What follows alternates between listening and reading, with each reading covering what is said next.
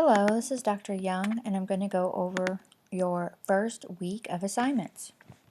You are taking college teaching. In this class, you will create lesson plans, learn instructional strategies, learn how to give feedback, learn how to monitor your own training performance. So basically, you'll be able to evaluate your class and make improvements. So basically, we're just going to go over from start to finish. So go ahead and go to your syllabus. You can look at the syllabus and get more ideas as far as your schedule, assignments. Here are all the assignments for the course and points. It's a 1,000 point course. Your textbook is Teaching at its Best. We're going to talk about structure and teaching strategies, current ones, for the first week. So for the first week, I want you to post your autobiography under week 1. You've done this probably a million times, but go ahead and do that again for this class. It's not a graded assignment. Then we're going to talk about student body, the importance of structure in a class, and then teaching today. So just go over these lectures. And it's really a lot about unacceptable behavior and the behavior that we expect.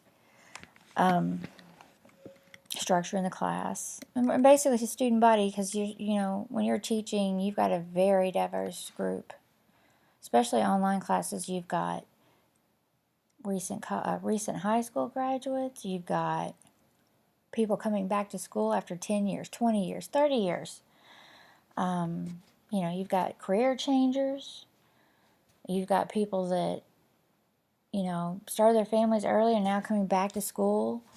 So you have to think about all of those people and how you can help them the best, how you can reach them. Some people are more visual. Some people they like audio. They want to hear. Some people need to be shown, hands-on. So you've got a lot of different types of learning styles.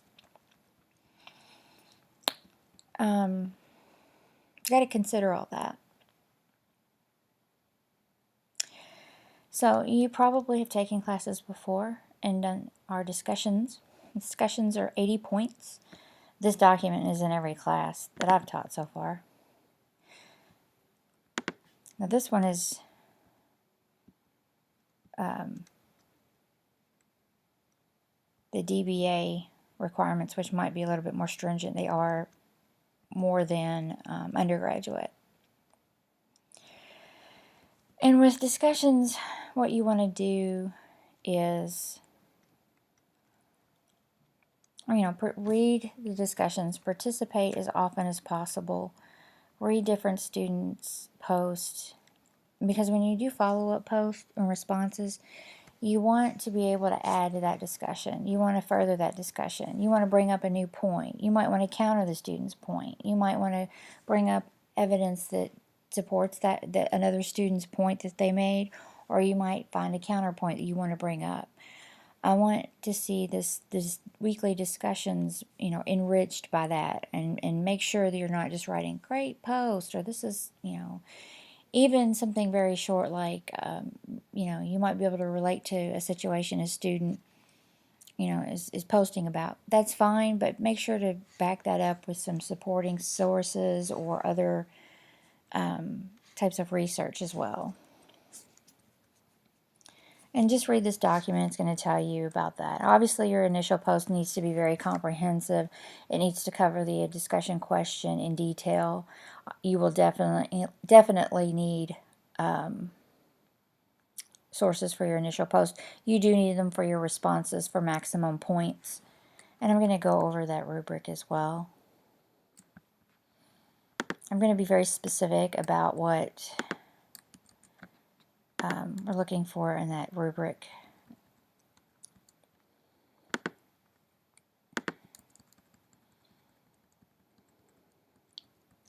It does tell you here no more than 500 words. Try to maintain that parameter. One thing about the graduate program is you need to be able to speak to your audience concise, in a concise manner, not going off topic, not too much detail, but not too short. So it's a balancing act. It definitely is. So you want to make sure that you can deliver that, in a concise paragraph.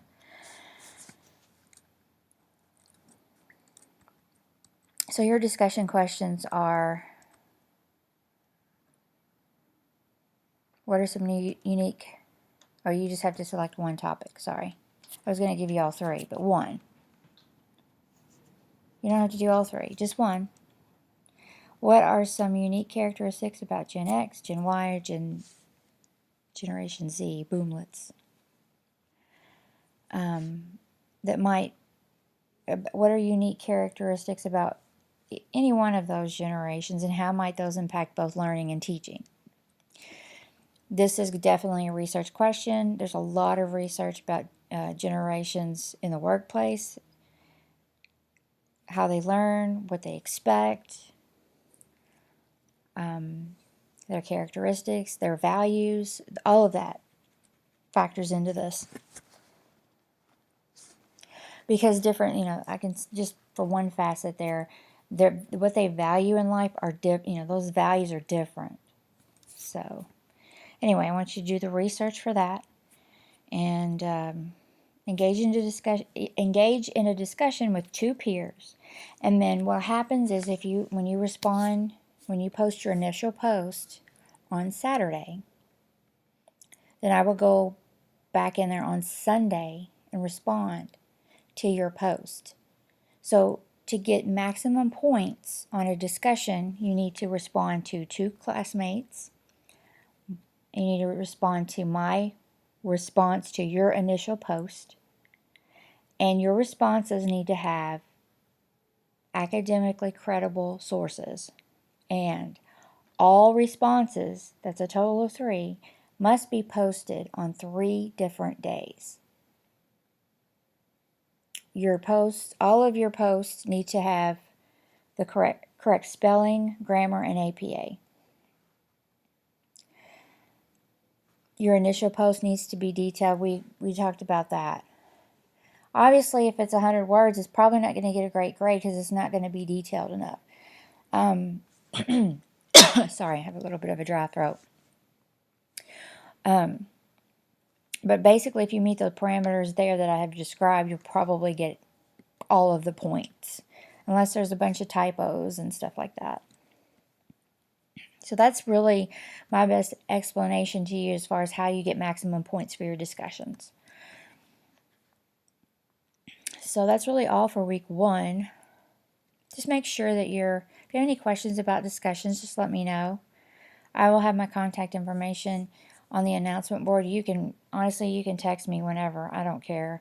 I'll write down hours, but if you want to get a hold of me, because I'll be online during that time, but please just text me.